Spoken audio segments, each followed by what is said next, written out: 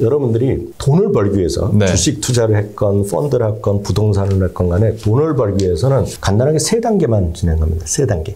그러면 돈 벌 수 있는 1단계, 거예요? 2단계, 3단계만 네. 이해하면 돈을 되는 거고 저 지금 적어요. 1단계, 2단계, 3단계에서 미스를 하면 네. 웬만해도 돈이 안 될 겁니다. 그래요? 그리고 크게 땅을 치고 후회하는 경우가 많을 겁니다. 알겠습니다. 첫 번째는 이해의 단계입니다. 이해. 이게 부동산이 됐건 네. 뭐가 됐건 그 상품 아니면 그 주식 그 기업에 대해서 이해를 해야 돼요. 네. 예를 들어서 애플이라고 말씀드리거나 아니면 삼성전자라면 삼성전자가 뭐 하는 회사인지 삼성전자가 뭐를 파는지 네. 그리고 삼성전자가 뭐 재벌 우리나라 최고의 기업 이런 정도의 느낌 정도 최소한의 이해를 해야 돼요. 그러니까 이해 단계가 없으면 그냥 무조건 안 되는 거라고. 그러면 여기는 막 재무제표까지 뜯어 고치는 막 그 정도는 아니고 느낌 정도만 알아도 된다? 재무제표까지 완벽하게 알아서 네. 알아야만 돈이 된다 그러면 대한민국에서 돈 벌 수 있는 사람은 0.1%도 안 될 거예요. 네네. 분명히 말씀드리고요. 이해가 아직 제가 말하는 건 편하게 네. 이해를 하셔야 돼요. 이해만 갖고는 약간 부족하죠. 네. 예를 들어서 제가 애플이 기업에 대한 설명을 해요. 다 고개를 끄덕거리고 맞다까지는 할 수 있어요. 네. 그렇지만 그거에 맞다는 것부터는 그 말을 이해했다는 겁니다. 이해했다는 거지. 네. 제 두 번째 단계는 안 간 거예요. 두 번째 단계는 컨피던스입니다. 확신의 단계에 돼야 돼요. 그래서 무슨 얘기냐면 이해뿐만 아니라 난 진짜 삼성전자가 영원히 대한민국이 1등 할 것 같고 애플은 영원할 것 같고 내가 지금 아이폰을 쓰는데 이거는 진짜 나는 앞으로 계속해서 아이폰 세상에 있을 것 같아. 애플의 생태계까지 있을 것 같다는 것을 확신이 들어야 돼요. 이 확신은 그렇게 길어야 됩니까? 한 3년? 뭐 3년도 좋고 5년도 좋지만 사랑도 변하는데요. 뭐. 그렇죠. 네, 확신은 맞아요. 변할 수 있죠. 그러니까 확신에까지 가야 되는 거예요. 오케이. 이해를 하고 확신해야 됩니다. 네. 그럼 두 개만 갖고 돈을 다 벌 수 있느냐? 안 되겠죠. 절대 안 되죠. 세 번째가 필요합니다. 네. 세 번째는 여기서 핵심적인 건데 많은 사람들이 언제 사고 네. 언제 팔 거 고민하잖아요. 그렇죠. 언제 지금 사면 한 달 후에 올라가 이런 생각을 하고 사시는데요. 네. 세 번째는 타임이 필요합니다. 타이밍이 아니라 네. 타임이 필요한 거예요.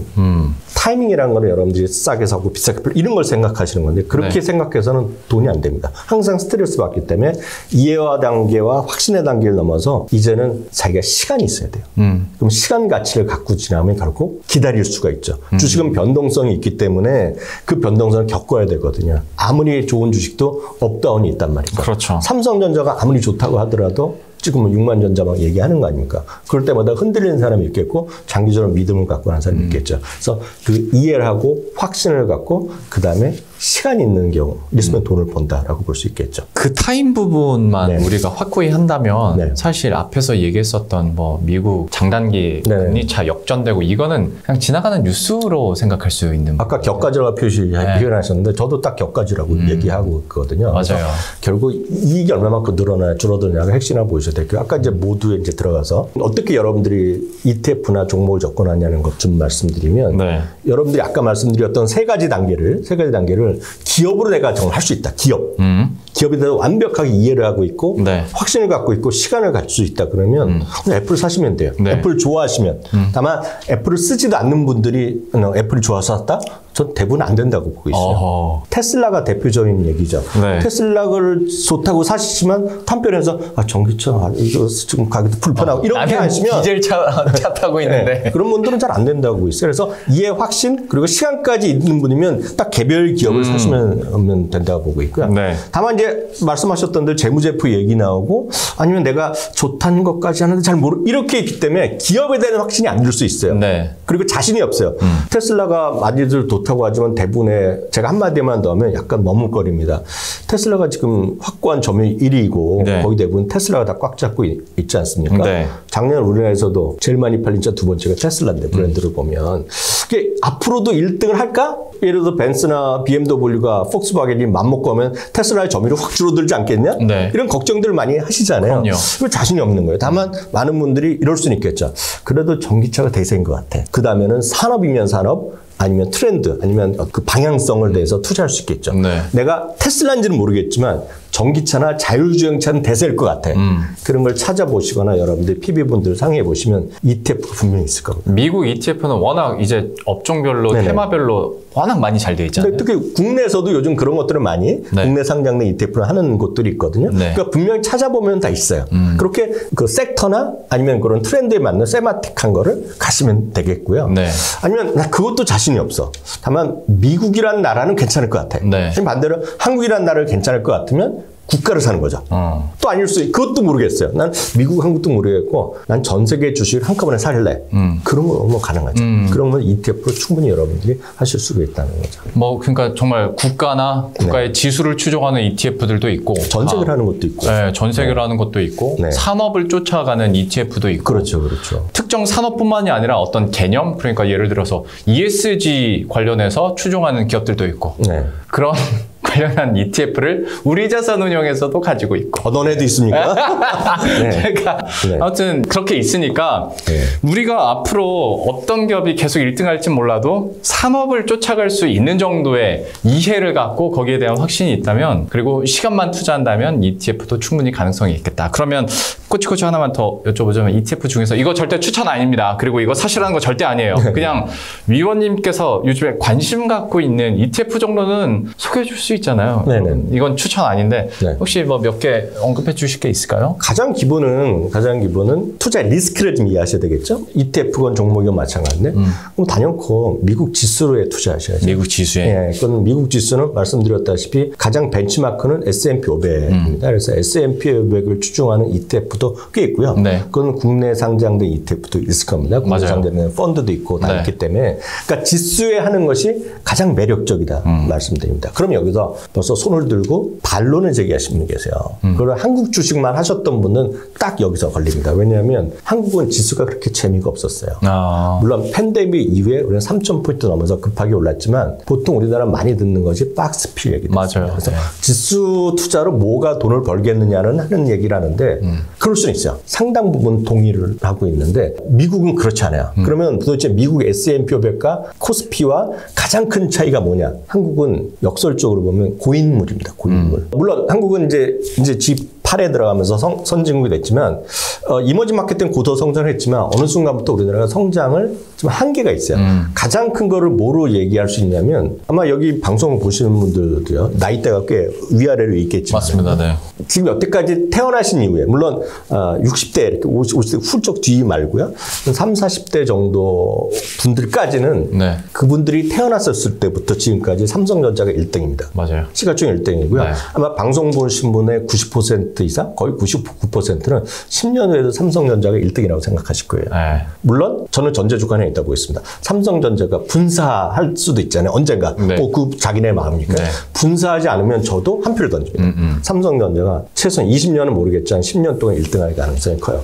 그게 대한민국의 역동성을 가져오기도 하지만 상당히 진취성이나 성장성에서 취약한 거예요.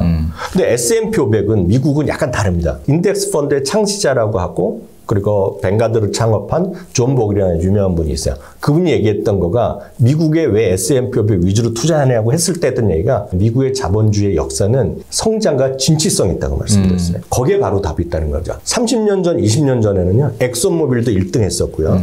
IBM도 거의 1등 했었고요. 제너럴 일렉트릭은 진짜 완벽한 1등이었어요. 네. 그래서 제가 어렸을 때 대학교 때 공부할 때 보면 미국에서 잠깐 있었는데 제너럴 일렉트릭에 입사에 따라서 박수 친 적이 있습니다. 애플은 지금 현재 1등이지만 네. 앞으로 10년 후에 1등할 가능성 아주 크다고 얘기하는 사람이 없어요. 애플도 바뀔 거고 또 다른 기회가 또 나오겠죠. 심지어는 10위권 바깥에도 있는 것이 갑자기 1등할 수도 있기 네. 때문에 미국은 그게 창의적이고 어떤 성장의 역사가 미국의 기업의 가장 큰 매력이거든요. 그래서 그게 바로 미국 기업의 힘이었고요. 그 S&P 500이 정말 능동적으로 계속 바뀌어 나가면서 나는 것이 지수의 힘이었다는 거죠. 참고적으로 S&P 500은 지금 생긴 지 90년이 다 돼 가는데요. 네. 90년 동안 디비던드를 재투자하는 걸 경우로 보면 평균적으로 연평균 10%가 상승했습니다. 그리고 리만 사태 이후에는 14%, 15%가 수익이 났거든요. 네. 물론 과거가 장기를 절대로 보장하지 못하지만 그런 추세 그리고 이익이 계속 꾸준히 늘어났다는 점 그런 걸 본다 그러면 미국 S&P 500은 앞으로도 적게 보더라도 한 6에서 7% 정도 상승이 있을 것이라고 얘기하는 데는 반대할 수는 없을 것 같고요. 만약에 10%가 아니라 6%만 하더라도 네. 한 10년 정도 되면 원금이 더블이 나죠. 그렇죠. 네. 그다음에 S&P 500이 여러분들이 하셔야 될 가장 첫 번째 전 ETF라고 당연히 믿고 있죠. 그러니까 이렇게 크게 보면 S&P 자체가 되게 하나의 ETF라고 생각하고 투자를 하면 맞습니다. 좋을 것 같고 ETF는 어쨌거나 이걸 운용하는 회사에서 비중 조절을 하는데 네. S&P는 전 세계가 비중 조절을 스스로 해주고 있는 거잖아요. 그렇죠. 네. 그리고 돈을 버는 기업들이 신생으로 올라가면서 계속 이익률을 방어를 해주기 때문에 지금으로서 가장 첫 번째로 만약에 하게 된다면 S&P를 추종하는 ETF. 네, 근데 이렇게 얘기하면 또 젊으신 분들이 본인은 나스닥을 한다 그러신 분들 많아요. 많은 분들이 이제 이미 아시는 QQQ라는 게 있습니다. 대표적인 또 ETF인데 이거는 나스닥 100인데요. 딱 이렇게 이해하시면 돼요. S&P 500은 1등부터 500등이고요. 나스닥은 쉽게 해서 1등부터 100등인데 여기에 보통 두 가지 섹터가 빠집니다. 금융주랑 금융업종이랑 에너지가 상당히 이제 빠져요. 네. 뭐 꼭 그런 건 아니면 그게 좀 빠지는 게 현황이기 때문에 그거를 제외하고 100개이기 때문에 실제로 수익률을 같다고 보시면 돼요. 왜냐하면 100개가 시가총액 위주로 선정하기 때문에 딱 맞는데 다만 금융이나 에너지가 없기 때문에 뭔가 기술주의 비중이 더 컸을 뿐입니다. 네. 그래서 장기적으로 보면 S&P 500과 나스닥이 거의 비슷하거나 나스닥이 조금 더 올라간 건 맞아요. 특히 최근에 기술주 위주로 많이 올라갔기 때문에. 다만 최근 6개월은 또 지고 있거든요. 네. 그래서 이걸 뭐라고 말할 수는 없지만 젊은 분들의 입장에서 보면 좀 QQQ 나스닥 100을 위주로 하는 것도 나쁘진 않죠. 젊은 분들 위주로 보면. 네. 다만 워낙 1등은 S&P 500, 2등은 QQQ 정도. 그래서 그걸 또 안배하시는 분 계시는데 많은 분들이 모르시는 거 하나 말씀드리면 나스닥의 QQQ에 들어간 100개 종목 중에 한 90개 정도는 이미 S&P 500도 들어있습니다. 그래서 상당히 겹치는 거다라고 일단 이해하시면 되겠습니다. 맞아요. 우리는 이제 항상 그걸 다루니까 당연하다고 생각하는데 많은 분들이 이제 아예 분리된 그러니까 코스피 코스닥처럼 분리된 그 지수라고 생각을 하시는데 겹치는 종목들이 다 이렇게 들어가 있습니다. 개별 지수들이라. 그래서 그것도 팁으로 한번 알아가시면 좋을 것 같고 왜 우리가 좀 분산 투자 그리고 해외 쪽으로 달러 자산 그리고 미국 주식을 해야 되는지 그리고 이 중에서도 우리가 왜 ETF에 투자하는 것이 지금으로서 또 가장 기초적으로 좋을지에 대한 매력 포인트들을 들어봤는데요. 그러면 이제 이거는 모든 출연자들에게 공통 질문을 하는 겁니다. 그래서 그러면 이런 시장에서 리스크 관리를 어떻게 하시냐라고 항상 물어보는데 사실 앞에서 했던 내용들이 그대로 답이 또 되지 않을까 싶어요. 위원님만의 리스크 관리법 좀 다시 한번 정리를 해주시죠. 저 개인적인 말씀드리면 저는 한국 주식은 하나도 없어요. 아예 없어요? 네, 그럼 왜냐하면 그것도 자산 배분에 뭔가 너무 편중돼 있는 거 아닙니까? 그럴 수는 있지만 저는 이제 독특한 직업 때문에 그렇죠. 제가 방송에서 직업을 하고 학교에서 하고 여러 군데 출연하다 보니까 제가 한국 기업을 얘기하면 상당히 오해받을 여지가 있다 없다 분명히 있어요. 그래서 그래서 안 하는 도의적으로 제가 어떤 직업적 그런 것도 분명히 있겠고요. 또 하나는 이미 저는 한국 부동산을 제가 사는 집도 있고 이미 저도 여러분들과 마찬가지로 대부분의 자산은 이미 한국에 다 묶여 있어요. 그렇기 때문에 나머지 현금성 투자 자산은 좀 100% 미국 주식에 가 있습니다. 해외 주식에 많이 가. 그게 저는 개인적인 판단이겠고요. 아까 말씀드렸던 저만의 직업적 윤리가 있고요. 워낙 그리고 부동산 쪽으로 가 있는 금액은 크니까. 단위가 많이 다르잖아요. 뭐 나이 따라서 다르지만 제가 뭐 부동산 크게 했다는 것이 아니라 집만 한 채만 있더라도 상당히 그 규모가 있을 거 아닙니까? 서울에서 실제로 보면. 그래서 그렇게 좀 보셔야 되는 것이 맞다라고 저는 이해를 하고 있죠. 그러면 지금 미국 주식 하고 계시고 부동산 갖고 계시고 부동산 제가 살고 있는 거 있죠. 그 정도만 있고 전망 좋다고 사진 찍어서 SNS에 자주 올리시잖아요. 그렇죠. 그건 이제 전세지만 전세지만 전망 좋은 데서 살고 있죠, 제가. 혹시 그러면 ETF 당연히 하실 테고. ETF도 있고 개별 주식도 있고 많이 있죠, 저는. 펀드 하세요? 펀드는 안 합니다. 펀드 안 합니까? 네, 펀드는 안 합니다. 펀드 하셔야 되는데. 해야죠, 뭐. 우리 자손은요. 뭐 기회 좋은 거 있으면. 우리 팀원들이 고개를 숙입니다. 민망해서. 아무튼 펀드는 안 하시고. 혹시 지금 현금 비중은 그럼 어느 정도 갖고 계세요? 제가 이제 더 중요한 말씀드린 게 리스크 관리 때문에 같이 말씀드리잖아요. 그래서 제가 저가 이제 많은 분들이 질문할 때 보면 딱 이렇게 얘기합니다. 현금 비중이 몇 프로다 물어보고 주식에 위험할 때 현금 줄이고 뭐 이런 거 그런 얘기 많이 하는데요. 저는 많은 사람들이 약간 독특하게 제가 생각할 수 있겠지만 너무 짧게 보지 않고 길게 보시면 저는 결론적으로 보면 투자를 하겠다고 마음먹은 계좌가 있을 거 아닙니까? 저는 현금이 하나도 없어요. 평생 없다고 보시면 됩니다. 네. 없고 거기에 들어있어 뭐라도 저는 주식을 갖고 있다라고 보셔야 되겠고요. 그건 이제 많은 분들이 또 생각이 약간 다를 수는 있지만 그건 저만의 생각인데요. 주식은 아까 말씀드렸다시피 리스크가 있다고 말씀드렸잖아요. 네. 위험도가 있는데요. 그 위험도에 감수할 수 있는 것을 여러분들이 딱 스스로 판단하셔야 돼요. 저는 오랫동안 이 업계에 있었기 때문에 제가 감수할 수 있는 리스크는 분명히 있어요. 네. 각자 있을 겁니다. 여기 방송 보신 분 중에 나는 5%만 떨어지면 손절한다는 분도 있고 10%, 20%를 견딜 수 있다고 얘기하는데 저는 약간 독특합니다. 저는 리스크 감내하는 거가 딱 전 벤치마크 지수입니다. 그러니까 S&P 500만큼 떨어지는 거는 언제라도 오케이예요. 반대로 어떤 분들은 S&P 500이 아니라 젊으시면 나는 나스닥을 할 수 있죠. 나스닥만큼 떨어지는 것만큼 오케이 한다 그러면 네. 그 돈을 현금 놓는 게 있다 그러면 저는 다 S&P 500을 사죠. 그만큼 떨어진 거를 오케이 하면. 그게 저만의 노하우라고 보셔야 되겠고요. 또 반대로 이런 얘기를 많이 합니다. 미국에서 상당히 긍정적으로 보지만 최근 시장은 약간 어려울 수 있다 얘기하는 시겔 교수가 있어요. 네. 그 제레미 시겔 교수가 있는데 그분이 하는 얘기가 이런 얘기합니다. 그럼 다 걱정돼서 여러분들이 현금화 하잖아요. 네. 뭐 부동산은 마찬가지 다 현금화 하잖아요. 그럼 그 다음에 질문합니다. 그럼 그 현금 갖고 뭐 하겠냐는 거죠. 현금 갖고 뭐 하겠습니까? 가만히 있으면 정말 여러분 생각대로 인플레이션이 확 올라가잖아요. 네. 금리가 올라가면 물가가 올라가면 현금만큼 그만큼 가치가 훅 떨어지잖아요. 회가치는 계속 떨어지고요. 떨어지기 때문에 주식을 팔았는데 그 갖고 또 뭘 하냐는 거죠. 별로 답하실 분이 없습니다. 금을 살 수도 있겠고 또 예를 들어서 비트코인을 사겠죠. 뭐 그럴 수도 있죠. 그럴 수 있죠. 그렇지만 대부분의 경우에 현금을 갖고 놀고 있거든요. 그렇죠. 근데 그 부분은 하나도 나 잃지 않겠다는 그런 생각이거든요. 근데 저는 지수만큼 오케이. 이러고 생각을 하고 있기 때문에 저는 현금을 하나도 안 갖고 있다는 게 제 정답. 제가 드릴 수 있는 답이죠. 정답이 아니라 저의 답이죠. 그렇죠. 어떤 자산 배분 전략에 있어서 또 위원님의 뷰와 또 전략을 들어봤는데 사실 뭐 그 기준은 다 달라질 수 있어요. 근데 저도 많은 분들이랑 인터뷰를 해보면 결국에는 수익을 내고 또 성공 투자를 하시는 분들 보면 두 가지 조건입니다. 첫 번째 명확한 기준이 있으신 분. 그리고 두 번째 그 기준을 실제로 지키시는 분들이 결과적으로 수익을 내시더라고요. 우리도 첫 번째 기준은 다 세워요. 근데 두 번째 손절 타이밍이 왔을 때 이거 근데 왠지 바닥치고 다시 올라갈 것 같은데 때문에 손절을 못 하다가 이제 마이너스 50% 나는 경우들이 많은 건데 그 기준을 얼마나 잘 지키느냐도 어떤 리스크 관리에 좀 중요한 포인트가 아닐까 싶습니다. 저 오늘 생각지도 못한 이야기들도 참 많이 들었고 여러분들이 어떤 투자를 하는데 꼭 이게 뭐 미국 주식을 투자할 때만 적용되는 이야기가 아니라 여러분들 인생에서 어떤 상품에 대해서 투자를 할 때 하나의 기준이자 조언이 되지 않을까 싶습니다. 그럼 마지막으로 이 내용들을 정리해 주셔도 되고 다른 이야기를 해주셔도 되고 위원님만의 어떤 투자 철학이랄지 우리 구독자분들에게 해주고 싶은 조언이 있다면 한마디 부탁드릴게요. 저는 주식에 너무 민감하게 보시면 안 된다고 보고 있고요. 특히 주식을 공부하신다는 분이 많은데 제가 봤을 때는 주식을 공부하는 게 아니라 주가를 공부합니다. 주가를 뚫어지게 보거든요. 네. 상당히 시간을 갖고 보는데 시간과 비례해서 돈을 번다 그러면 다들 그렇게 하겠죠. 그 주식을 연구하는데 투자하는 시간과 수익과는 별로 상관이 없거든요.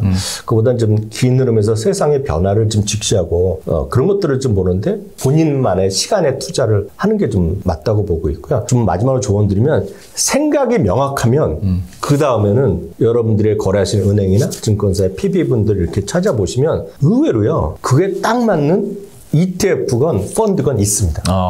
예를 들어서 많이들 얘기하는 것이 주식 6, 채권 4 이런 얘기 많이 하고 아니면 주식 8, 7, 2 뭐 이런 거 하고 요즘 보면 우리나라에서 유명한 게 타임 펀드, 타임 데이트라 그러나요? 시간에 연세에 따라서 맞추는 것도 있고 펀드 오브 펀드라 그래갖고 그 안에 배분하는 것도 있는데 다 있습니다.